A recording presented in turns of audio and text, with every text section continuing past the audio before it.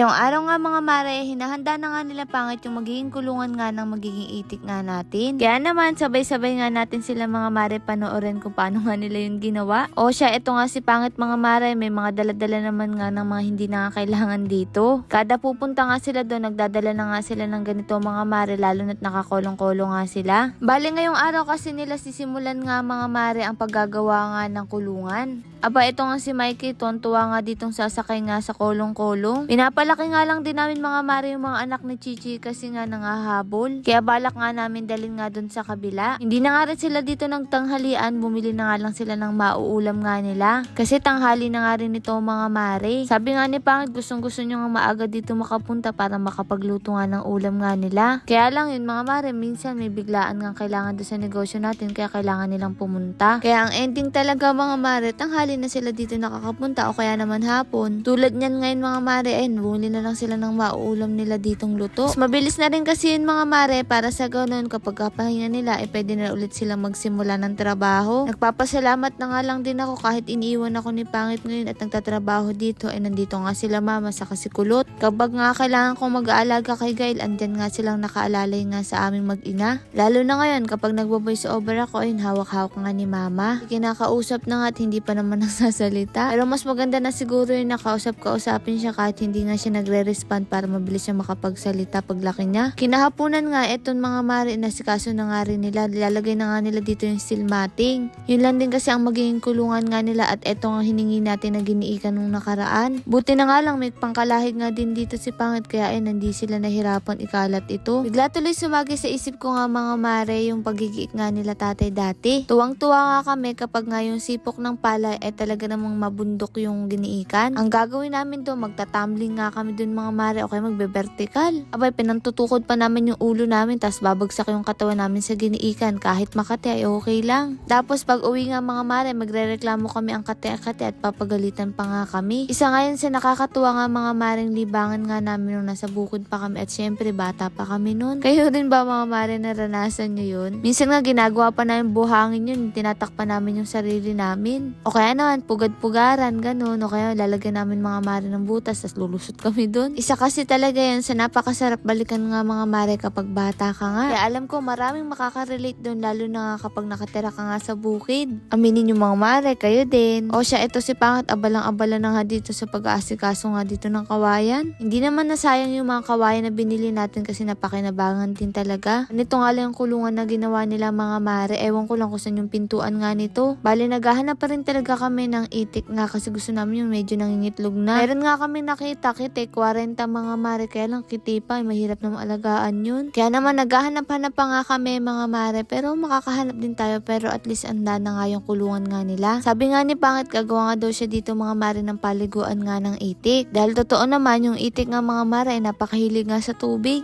Naku, laki nga rin ako sa may itikan nga mga mare. Nung bata ako kasi dati nagbabantay si tatay ng itik. Tuwang-tuwa ako kapag namumulot si tatay ng itlog ng itik mga mare, kaya nga lang bawal nga ako nang tumulong kasi baka mabasag ko lang. Alam mo yung mga mare, sa magdamag nangingitlog sila, kinabukasan pupulutin mo. Ang napakasarap ko sa pakiramdam ng ganun. Kaya nakakatuwa at nagpapasalamat ako sa Diyos pwede na naming maranasan yun at sariling itik na nga natin. Walang magagalit kung mabasag ba natin yung itlog kasi sa atin na. Alam kong hindi naman karamihan yung itik na bibili natin pero masayang masaya nga ako para dun. Si tatay nga may dalawa lang itik dati mga maring bigay tuwang-tuwa na kami kasi meron nga siyang itlog. Napakasarap din kasi talaga mga mare iprito ng itlog ng itik, lalong napakakulay nga nung pula. Abay, ewan ko na lang kapag nang itlog yun at bumili pa tayo sa labas mga mare. O siya, magiging advance na nga ulit tayo. Syempre kapag marami kang kamatis, pwede mo nga ipanggisa yun. O kaya naman sakto, meron tayong ampalaya o diba hindi ka nabibili nga ng itlog, laking bagay nun. Lalo na nga ngayon sa atin mga mare, may financial crisis nga tayo. Buti na nga lang nakapag-ipon nga tayo mga mare kahit papaano at bukod dun nakapaghanda na rin naman tayo, nakabili tayo ng lupa, naayos namin yung mga magulang namin at yung iba pa. Kaya ngayon mga mare, yung buhay nga natin talagang ganito, napakasimple nga lang. Kaya sana mga mare, hindi kayo magsawa na abangan lagi yung mga buhay serye nga natin dito sa bukid. Ito lang din kasi yung maibabahagi namin sa inyo mga mare, yung buhay-buhay namin. Lalo na ngayon mga mare. Sabi nga namin ni Pangit, buti na lang inuna namin yung mga kailangang bilhin. Hindi nga kami naging maluho. Kung naging matravel kaming tao, siguro wala kaming naipon at wala rin kaming naipundar. Yun na nga lang din talaga ang pinagpapasalamat nga namin. Marami nga rin daw talaga mga vlogger na wala na nga rin kinikita ngayon. Tapos ayun pa nga, sumasabay pa nga yung mga fake natin na account. Sobrang dami nga nila mga mare, ewan ko ba't paboritong paborito nga tayo. Kaya mas marami pa nga ibang vlogger na sikat pero tayo lagi yung ginagamit. Kapag sinerch kasi ang Run and Gill, sobrang dami nga mga mare. Ewan ko ba sa mga taong ganun yung gusto yung sandalian nga lang makuha yung mga gusto nga nila. Kahit minsan makaapak na nga sila ibang tao, wala silang pakialam. Basta makuha nila yung gusto nila, ay okay lang sila. Hindi mga lang nila naiisip kung paano nga nakarating yung mga tao na kinukuhan nga nila. Like ko nga sinasabi sa inyo, 3 taon mahigit bago kami nakarating sa kung anong meron tayo ngayon. Hindi siya mga mare instant pagkasabi namin gusto namin maging vlogger, ay yun na yun. Dahil talagang dugot pawis nga rin inalay namin mga mare at syempre napakahabang pasensya. Dahil sa totoo lang, lahat naman ng bagay kailangan nga na mahaba ang pasensya mo at marunong ka mag-antay ng tamang panahon. Hindi naman lahat ng bagay nakukuha sa sandalian nga lang. Tulad nga ng pagtatanim natin mga mare, araw-araw natin inaalagaan yan bago nga tayo makakuha nga ng bunga. Hindi basta-basta yan tutubo na tulad nga ng damo, kapag itinapon mo ay meron nga agad bunga. Yan, matatawa ka na nga lang talaga, yung mga damo di mo naman inaalagaan pero napakalalago. Pero yung mga gulay na inaalagaan mo, araw-araw mong dinidiligan, ay daig pa nga ng damo sa lago. Pero sa totoo lang, kapag ikukumpara mo yun sa buhay natin, na napakahirap magtanim at inaalagaan at binibigyan ng oras. Kapag naman ito lumaki at napakalaking pakinabang dahil meron kang makukuhang bunga. Di tulad ng damo, kapag tumubo, damo nga lang siya at wala ka nga mga maring makukuha. Katunayan lamang ito na lahat ng bagay ay dumadaan sa tamang proseso. O siya mga mare, naging makata na naman nga tayo at eto nga inalisan ni Pangit yung damo dito. Linis na muna nga yung balon nila Ate Marlene kasi nga napakadamo, o diba?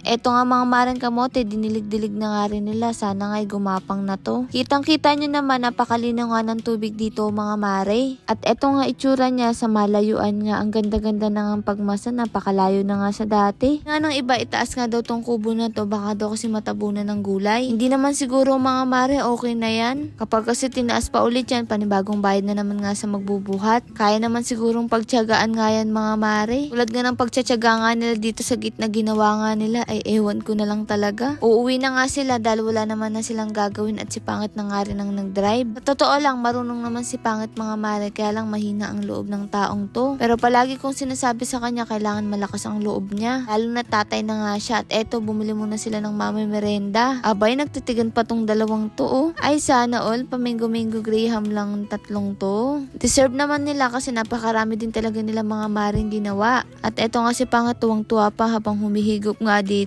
Lagi niya kasing binibiro etong si Kenoli, paano ba nang palangiti nga lang talaga. Bago nga umuwi sila Pangit, eto nag-asikaso muna at inasikaso ang sarili at nagpagupit siya. Sabi ko nga bakit hindi nga kasama yung dalawa, ay ayaw nga daw kasi hapon na. Kaya siya na lang ang nagpagupit nga mga mare kasi nga medyo malago-lugo na nga rin yung buhok na. Marinig nyo man nga po si Baby Gael na umiyak, pagpasensya nyo ng mga mare at tinutuyo na naman nga. Kasama nga siya ni Mama at eto nagbo-voice over nga ako habang hawak nga siya ni Mama. Lord, maraming salamat sa lahat ng blessing at syempre sa inyong mga mare. Paano ba yun? Bukas na lang ulit.